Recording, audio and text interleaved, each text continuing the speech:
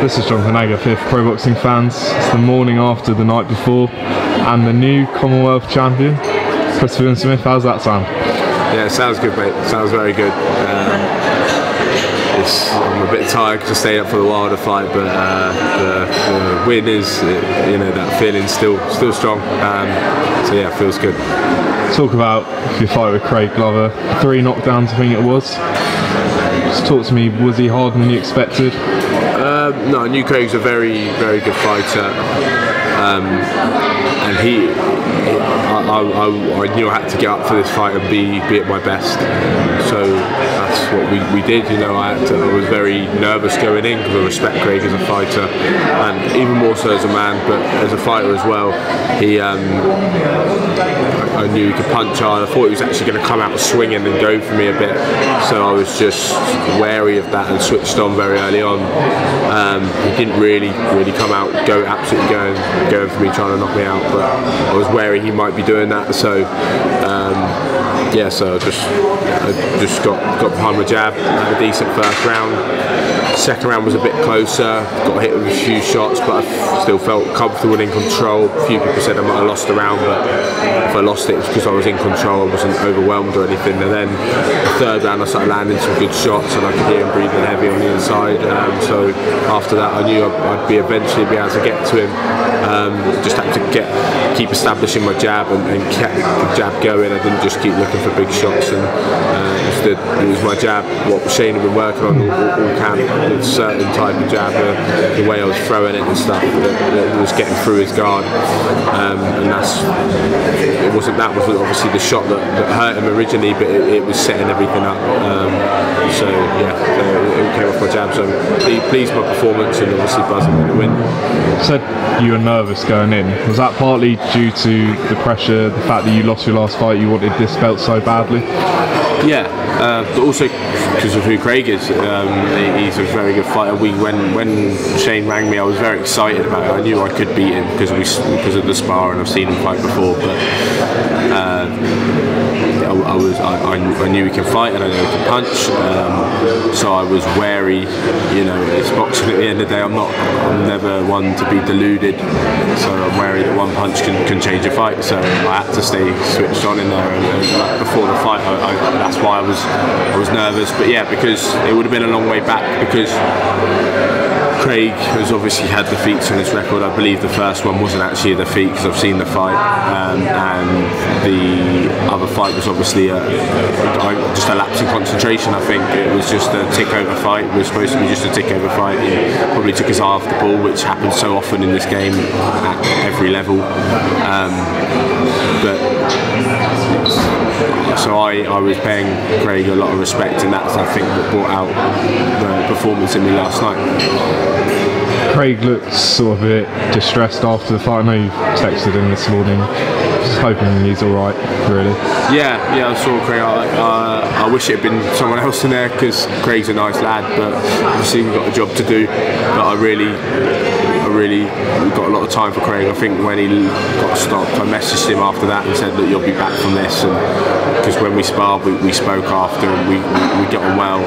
I know he's got a family and stuff as well, which he would have been devastated about, but he's a great lad. He's a real nice kid, and like I said to him last night, I hope we can stay friends, because he's a good lad, and if whatever he does next with regards to fight-wise, I wish him all the success in the world.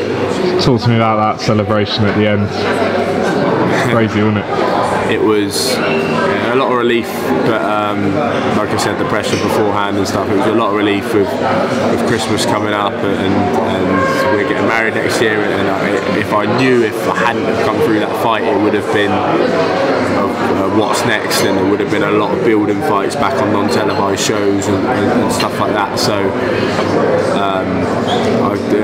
I put a lot of pressure on myself going in, so I think that all came out, and it was very emotional last night, especially with last camp. Obviously Danica, Shane's sister, Barry's son, McGuigan's family,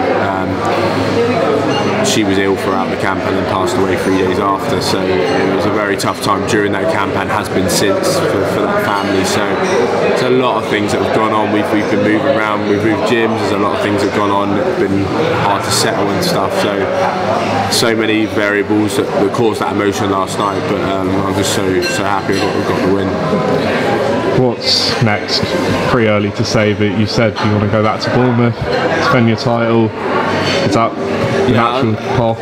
Obviously the Riakporhe massive winner for the British. Obviously I'd love to get my hands on that British title, but I'm not sure what the situation is. If it's a final eliminator, I believe is on the undercard, so they may have to fight them first. So if that's the case, then I'll do a defence back home, because I love the fans down there. Have been brilliant to me. Been a while as well. Yeah, obviously I boxed there in December last year, so it's been over a year by the time I box again. So that'd be great. I'd love to get a televised TV show down there and make some history, because I don't think there's ever been one. And then after that, if that's the case, then fight the British champion after that. I've seen Richard tweet last night, he reckons he'll knock me out in the rematch. I think the same. So at least he's open to it, so that's good. So if he comes through and keeps winning and I keep winning, then that rematch can happen, and that would be good for both of us. Someone else that called you out, well, didn't call you out, but said that he'd beat you and Craig Glover's Isaac Chamberlain. I know you offered that fight before. Is that something you'd look at again? I did see that tweet last night. Someone showed me it last night. Was that before the fight? Did he tweet that? I think it might have been afterwards. It was about 9 o'clock. Because so. he said something like, they showed me 3 tweets of his, and it was something like, I'd beat both of these, and then it was like, good fight this or something, and then it was, I like Chris Billam, he sounds like a nice lad. So it's like he's like gradually gone back. So if it was before the fight, that's very interesting, and he probably don't fancy it anymore. But whatever, he needs to fight. Isaac needs to get back in the ring, because he hasn't boxed for, was it over a year now nearly? So he needs to get back in the ring, and he's trying to stay relevant by online, talking online, but you've got to fight to stay relevant, and that's what I've done. I've come off the back of a loss. Yes, I believe I won the fight, but at the end of the day it goes down as a loss, so I've come off the back of that, and I've boxed another good prospect who's a very good lad. So and that's how you stay relevant. So now I'm right back up there. You know, I could have been having tickovers still and trying to get my way back in, but Isaac needs to fight someone in the top 10 British. Obviously he's not going to fight Richard because they're pals, so whatever. So he needs to fight. I believe he's fighting next year, early next year, so we'll see who he fights, and if he needs to get himself back in the mix by fighting someone relevant. I've got a belt now, he hasn't, so he had his opportunity at the beginning of this year, he messed me about, and I had to wait a long time to get a good fight, and I had to wait till July, so he can wait now. Where do you see sort of the cruiserweight division at the moment? Lawrence Sokoli, probably top of the pile, and then is it you, then Riakporhe then you? Where do you see it? Yeah, I'm obviously going to say me. I believe I won the first fight, and I believe I beat him again in the rematch. So I put Lawrence at number 1. He had a great win last time out against a very, very tough opponent in Ngabu, and I need to thank him for vacating his belt. So now I've got it. I kept it in the gym. So I'd go Lawrence, me, and then Richard, and then the rest of them. Everyone, they're all fighting it out. So they'll see. We'll find out who's there, and I'll fight them. I love the domestic scene at the moment, and I think we need to all get together and put these fights on and figure out who is number 1, 2, 3, 4, 5, etc., or at least 2, 3, 4, 5, 6. All fight each other. So me and Craig did that last night, and then the other lads all seem to be fighting each other. So it's great. It's a great division to be involved in at the moment, and I'm buzzing to have a title and domestically get some good fights in. Just a word on your trainer Shane McGuigan. So you've got Josh Taylor, Unified World Champion, Lawrence Sokoli, European Champion, and you Commonwealth Champion. I mean, that just says it all, doesn't it, about Shane? Yeah, he's just look at his resume. I think he keeps record somewhere on his phone of the fight, all of his fighters and their records, and the total amount of fights, total amount of wins, total amount of knockouts. So it's like his own little training record, his only real record as a trainer. Sorry, it's unbelievable. Like he's only ever lost in big fights, pretty much, or at least very close fights. Most of the time, or it's either at the top level or they've been very, very close fights. He's the best coach in the world. I think a lot of people believe that, and all of us in the gym believe that, and that's why we're training with him. Obviously, when I turned pro, I thought I'd start at the top and work my way down. So I asked Shane if he'd train me, and thankfully he took me on, and the team took me on, and they're a great family, and I'm so grateful for the opportunity they've given me. But yeah, Shane's a great bloke. He's been through a lot as a family, and Shane personally has been through a lot, and I owe him a lot, and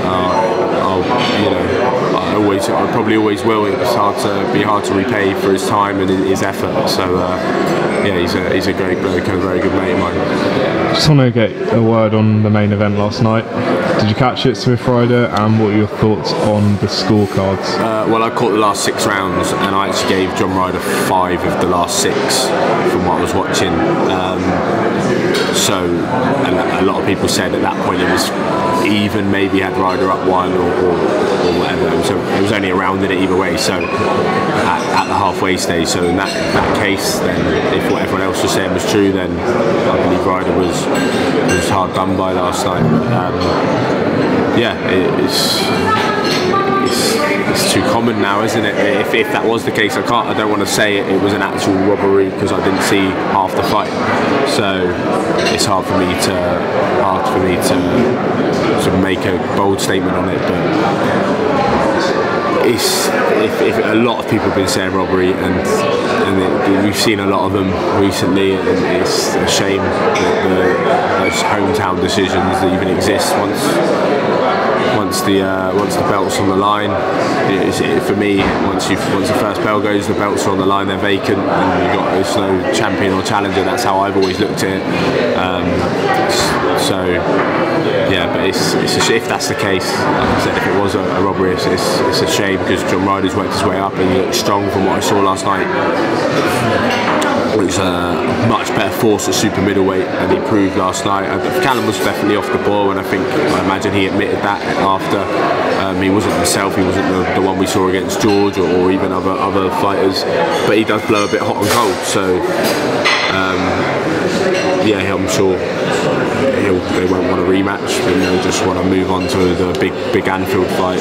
But it's a shame, because John Ryder's done a very good job getting himself back into that position after the losses to the likes of Nick Blackwell and Billy Joe in the past, and lower level opposition, Callum Smith, and he's got himself into a great position and put on a great performance. So fair play to him, and yeah, I hope it's not the end for him, because when someone does that and they have a hard decision against them, then it's hard to get back. No one's going to want to fight him because he hasn't got anything to offer, but so hopefully he gets another opportunity. Deontay Wilder retained his WC heavyweight title, 10th defence.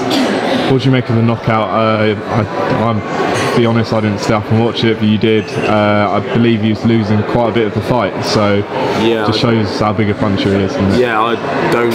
Me and Ryan Elliott from Boxing Social were watching it in my room, and I was half dozing in and out a little bit, but from what I did see, I saw the first 3 rounds, and Wilder wasn't winning a round, and then he just landed that shot and it was all over. And that's heavyweight boxing, and that's Deontay Wilder for you. He's exciting, comes from behind to pull out victories or knockdowns to save himself, like the Tyson Fury one. But he's exciting to watch. Deontay Wilder is you want to watch him, and fair play to him, because the first fight wasn't easy, and he got a stoppage, so there's no need to take a rematch. But he does, and now he started taking big fights. Obviously his first 30 odd fights weren't great opponents, and now he's taken all the big fights, and Louis Ortiz is no mug. He was very, very good last night, and you've got to respect Deontay Wilder for what he's doing. So massive puncher, and one punch to change it. It's heavyweight boxing. Finally, Floyd Mayweather said the other day that he's going to put on a spectacular event with Dana White. Does that mean he's going to come to the UFC? If he did, how would he fare for you? I don't know, maybe as a promoter, maybe, I don't know if he's going to put on like some pro MMA, pro boxing show, or I hope he doesn't fight. I watched him against Canelo in Vegas. I was in Vegas for that, and I've watched him for years and years, and stayed out watching him for years, and great fighter with a great legacy, and I hope he doesn't go. He's obviously had a few fights with McGregor and the exhibition in Japan, was it? Yeah. That have been a bit Mickey Mouse, a bit taken the mick a bit as well. He doesn't need to be doing those things, but he wants to stay relevant. He's a businessman. He's one of the best businessmen to have ever been in boxing. He's smart, so I don't know what he's doing next, but I hope he's not. I hope he leaves it as it is with regards to fighting, and just leaves his legacy and stays involved in the sport. He's got a lot of knowledge that he can pass on to young fighters, and he does, but just maybe stepping out the limelight is hard for him, so we'll have to see. Anything else you want to add, Chris, before we finish up? No, I just want to say thanks to my team, Cyclone and the McGuigan family, but also to Craig's team, and I wish Craig all the best in the going forward. Like I said earlier, I know he's got a young family, and he's a real nice kid, and I hope Craig's safe, and I wish him all the best. Chris Billam-Smith, congratulations on the win last night, and enjoy Christmas off and we'll see you in the new year. Cheers, John.